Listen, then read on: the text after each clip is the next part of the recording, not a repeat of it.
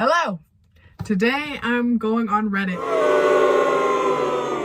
Yeah, I'm going on Reddit, but, okay, I'm going to read relationship dilemmas that people have, and give my advice, and tell you what I think you should do. They're looking for advice, just to say I'm not a professional, but yeah. So, let's start with dilemma number 1. American F42. My husband is Ghanaian. Okay, I feel bad for not knowing how to say this. Ghanaian M46. I'm having a hard time accepting my husband doesn't want me to cook for him. Okay. I'm an American F42 and my husband is Ghanaian M46. We dated for 3 years, been married for 2. My husband likes to cook and is a good cook. Okay, period. He likes his local food and rarely eats at restaurants or fast food. Okay. He'd rather wait until he gets home to have his local food. When he cooks, it's not only for himself, but for me and anyone else in the house that would like to eat it. It's important to him that we eat together, so when he cooks, he makes my plate and we eat. Even if I'm not feeling particularly hungry, I still sit with him and eat. Okay. I'm not understanding the problem. He wants to take care of you. He likes his food. My husband is a truck driver, so he makes his local food to last while he's out. When he comes home, he's hungry for fresh cooked local food. I'd like to prepare traditional dishes, but he rejects the offer and says he'll do it. I know he wants to come home to a cooked meal. He said as much plenty of times, but he literally won't eat it if I cook it. I don't want to waste food, which I've done, by cooking his food only for him to not eat it. It's not because it doesn't taste right, but because he doesn't have a taste for it. The thing is, I'm a good cook and I have experience cooking food from different cultures and his, so it's not like I can't handle the challenge. Before I got pregnant with our son, I made some of his foods that he began to request. He even told me they're better than his. He would go back for seconds and eat leftovers, so I started sending him out on the truck with the food I cooked. After I got far along in pregnancy, he didn't want me to cook for him because of my condition when he could cook for himself. I was grateful for that. Now our baby is 5 months old and I'm ready to cook elaborate meals again, but he wants none of it. He told me when I go to Ghana and learn from his people, then I can cook for him because it's too complicated. What the H? When he's really hungry and doesn't feel like cooking, he'll drive about an hour away to eat food from his friend's Ghanaian wife cooks. This hurts and it doesn't make sense to me. When I ask him what's the difference if I cook it and it tastes right, he says she's Ghanaian, so she knows how to cook it. When I ask him what's the difference from me going on YouTube and learning from those same Ghanaian women how to cook the food, if it's prepared properly to me, learning from his people, he says the food is too complicated. He told me to stick to cooking my foods, which he won't eat because it's not from Ghana, and he'll cook his food and I can join him if I want to. So the other night I did as he suggested. I cooked and chose not to eat his food because I really like what I cooked, but then he got annoyed when I didn't eat his food with him. What the fart is going on? Sometimes for breakfast, he'll ask me to cook a specific thing, but this is starting to make me feel like a servant waiting on an order instead of lovingly cooking for my husband, which is what I would enjoy doing. This is not what we discussed before we got married, and it's not what our dating life was like. I think I would be okay with adjusting to this new dynamic if he didn't make comments about him being tired of cooking and how he can't wait for me to cook his food after going to learn from his people. This feels like a no-win situation for me. Frankly, I don't know if I can adjust to this. I actually enjoy taking care of those I love around me, and cooking is one of those things. It feels like an important part to me of our marriage, and it took a hit after an argument about this yesterday where he again insisted if I don't cook for him. I guess it finally sunk in that he's not going to change his mind. I'm hurt, angry, and disillusioned.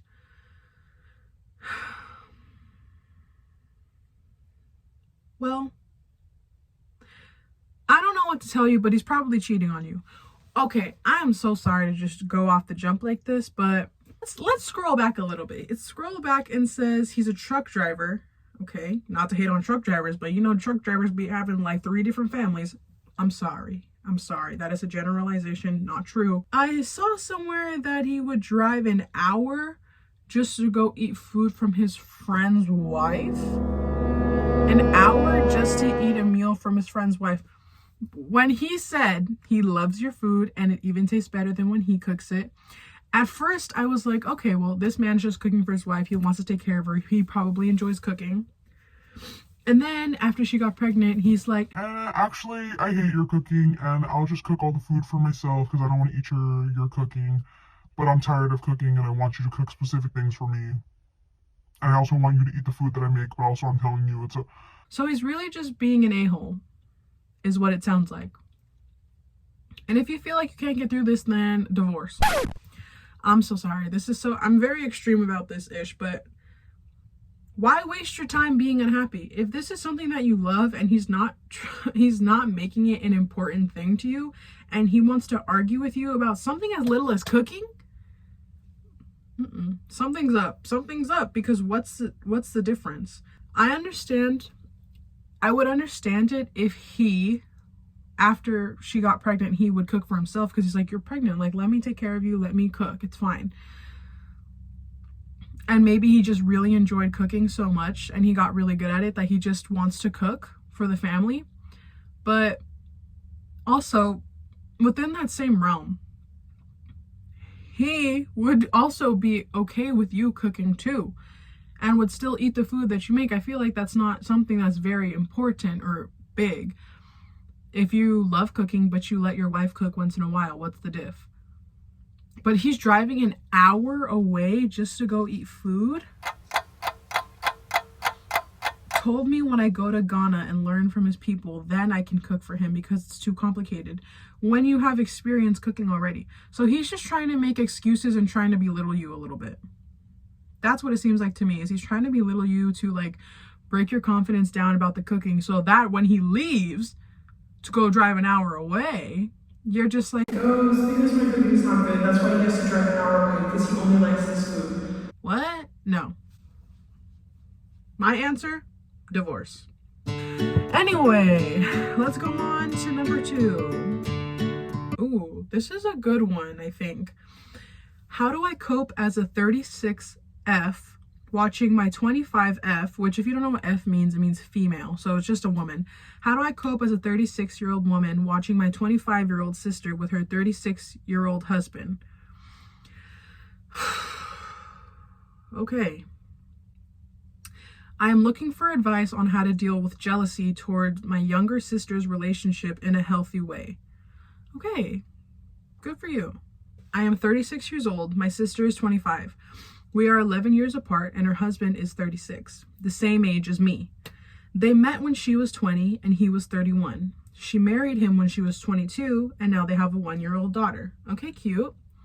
I know the age gap will stand out, but that is not the core issue for me. What I am struggling with is how well he treats her and how that makes me feel about my own life. Oh. Aw. Well, good for your sister, I think. Okay, he is attentive and affectionate. He checks in on her, gives her time to rest by taking care of the baby, plans dates, and makes her feel loved and appreciated. Okay, so, okay. They both put effort into each other and their relationship looks genuinely healthy. I love my sister and I'm happy for her. At the same time, watching this brings up a lot of painful feelings for me. As the older sister, I always thought I would be the one who was settled by now.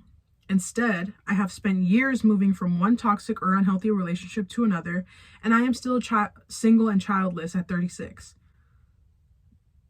36 is still young. Okay, anyway.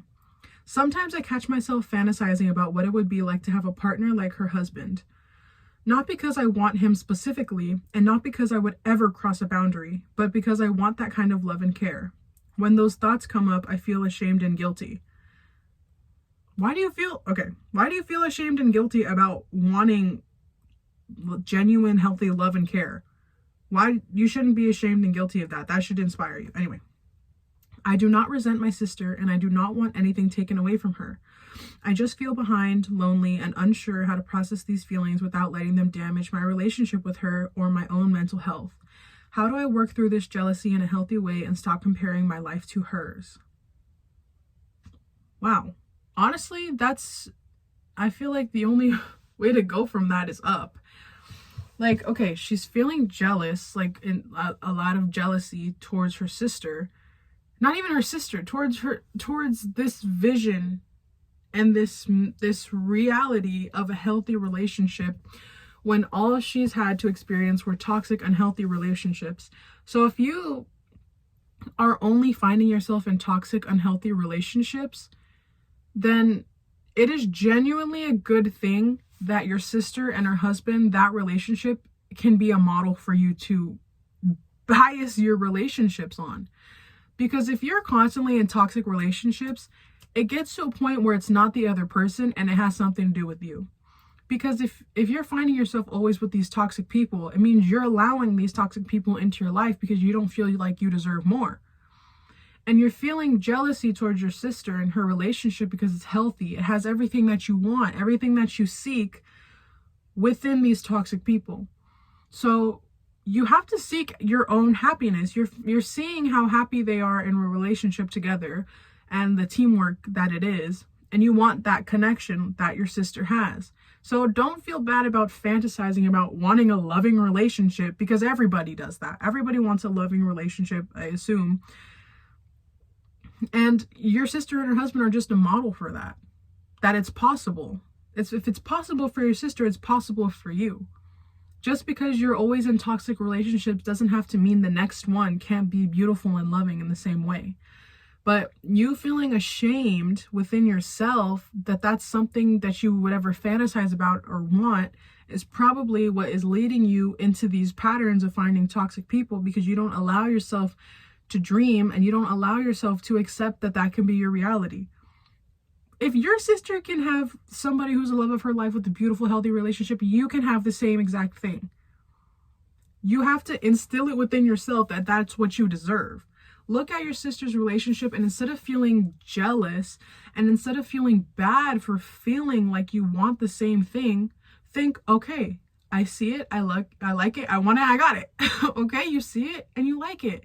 And so now when you go out, you're going to seek for something that's going to bring you that type of fulfillment from somebody who is not toxic, from somebody who wants to plan dates and who wants to take care of you, who wants to love you, who you want to love, who you know? So it's like, if you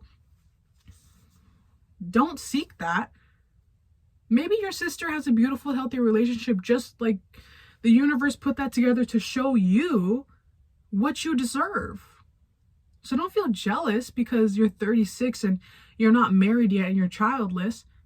That just means you're only closer to finding the love of your life and having the life you deserve. How do you work through the jealousy is you're just labeling it as jealousy, but really you're not jealous. I mean, yeah, you're jealous that they have this beautiful relationship, but it's because you don't believe that you can have it too.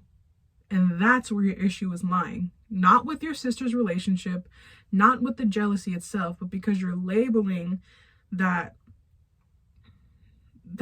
knowing that you deserve the same kind of loving, healthy relationship as jealousy, because you think you can't have that just because you've been in these toxic relationships. But just because you've been in toxic relationships doesn't mean you always have to be in a toxic relationship. So that's my advice to you. Anyway, let's go to the last one, okay? Last one.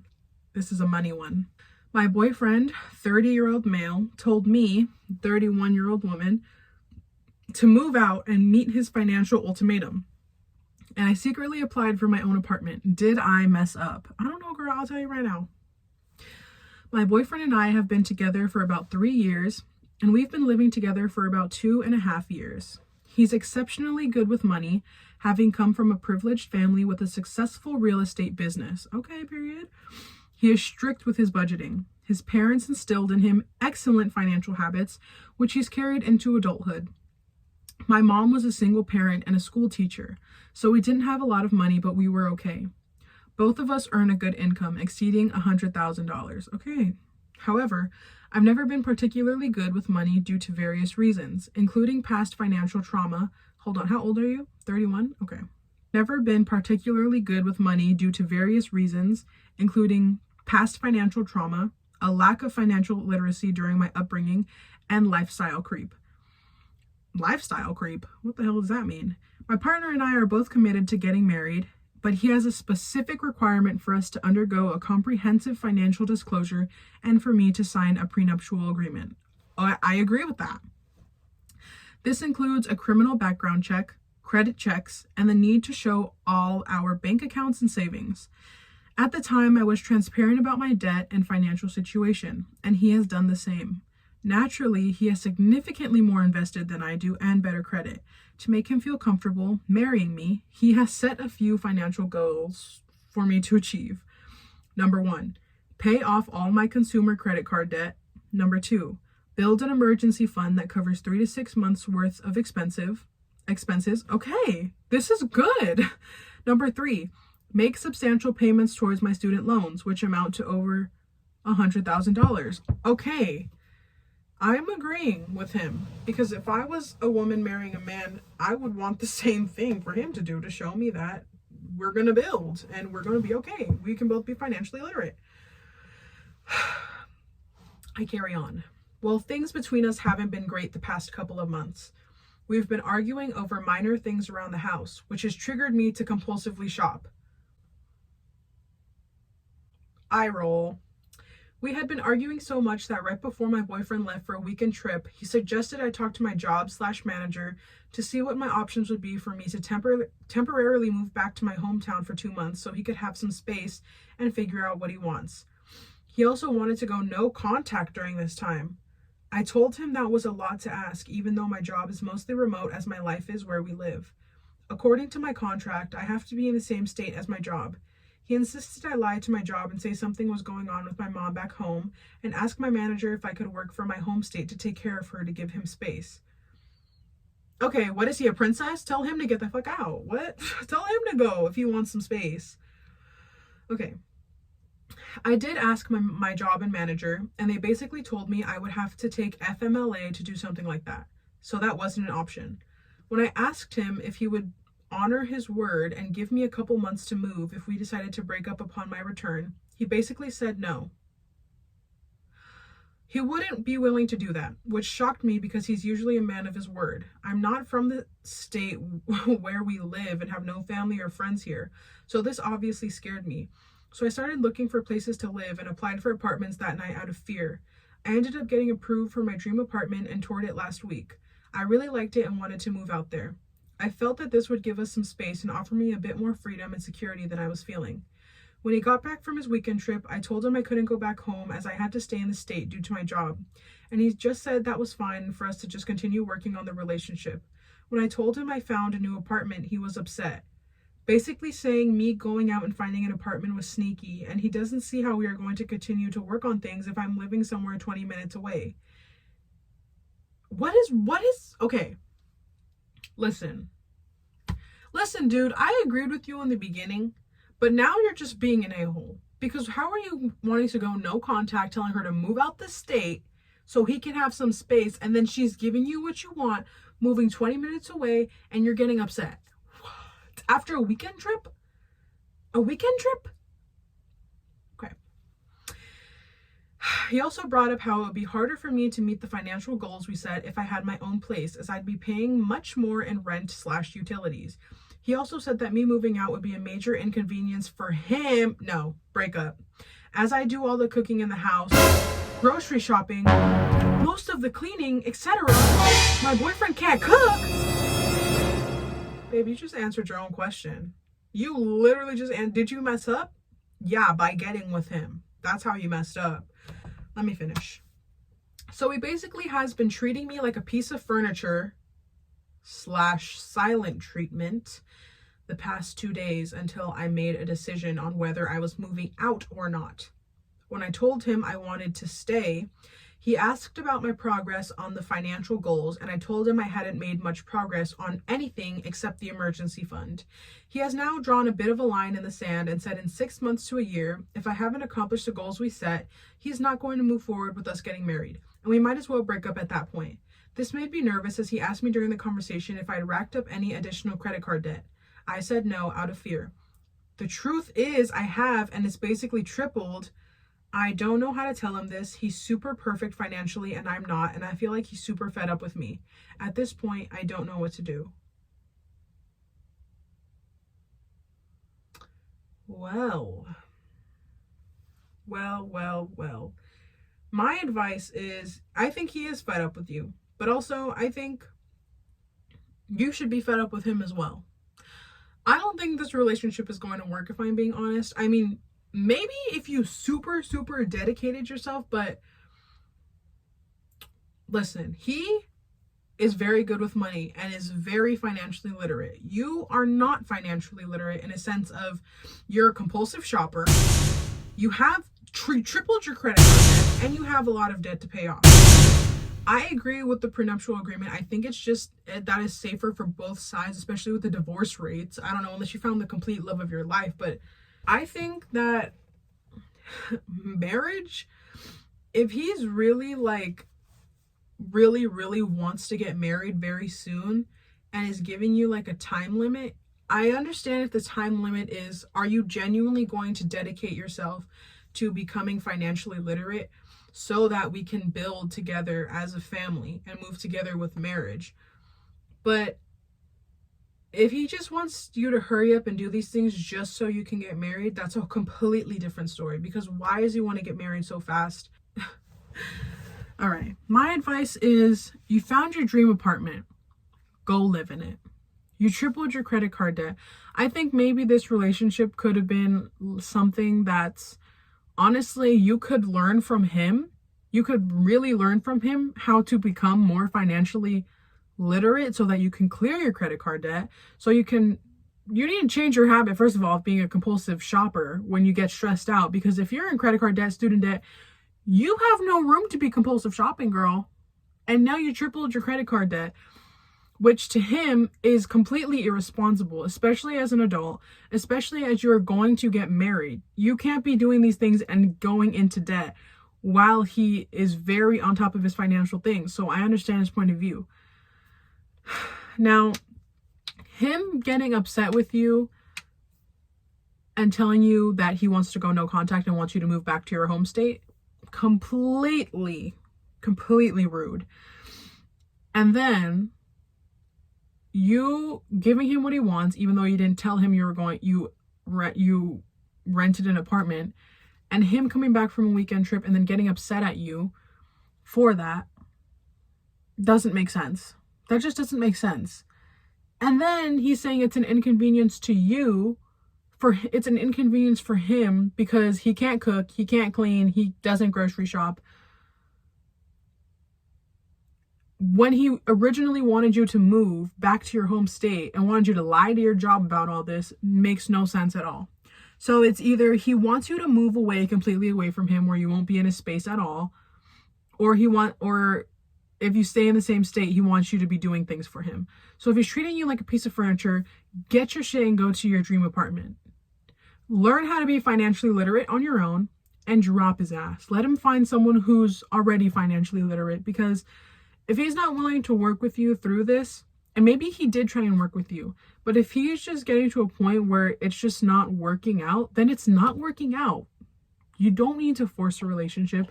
You don't need to force love. You don't need to force these things to happen just to get married. Sorry, but F marriage. You don't need to get married anytime soon. You're only 30. Okay? It's fine.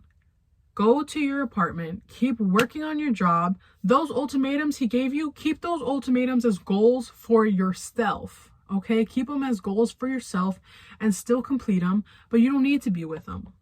You don't need to be with him. If he's making you feel this type of way and you guys are planning to get married soon and you can't work through these problems together, then it might be doomed already. That's just my advice. That's just what I think. I'm 19 years old. I'm not married. I don't know anything really, but that's just advice from my perspective. If it's not working out and you're trying, but you feel like you have to lie to him and you can't be honest about how you tripled your credit card debt, there's issues on both sides here. You both have things that you need to work through. Mostly you with the financial part. You're 30. If you grew up not being financially literate, you need to teach yourself.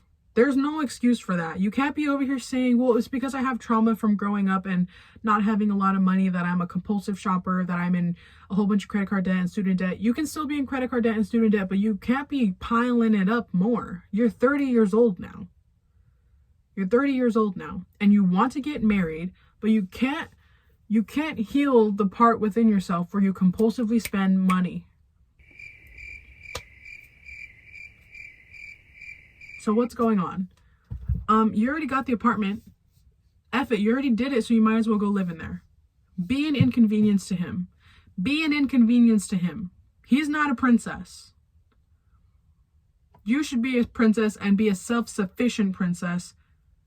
Okay? So if he can't cook, if he doesn't go grocery shopping, maybe he needs to learn how to do that, because if you get married, are you going to be doing that the entire time? What if you get pregnant and have a baby? You're still going to be the one cooking grocery shopping while you're over there like out of breath, about to pee yourself? Like, no. It seems like you both need to heal and grow within yourselves, and then maybe go back into a relationship, but I wouldn't even. I think maybe you guys were just like lessons within each other's lives, reflections of what you need to grow on and what you need to heal and focus on growth within, and then do that. And then your person will come and you'll get married and you won't even have to worry about any of this stuff. Anyway, that's just my advice. That was fun. Catch you on the flip. Let me know if you think I gave horrible advice. And yeah. Love you. Bye.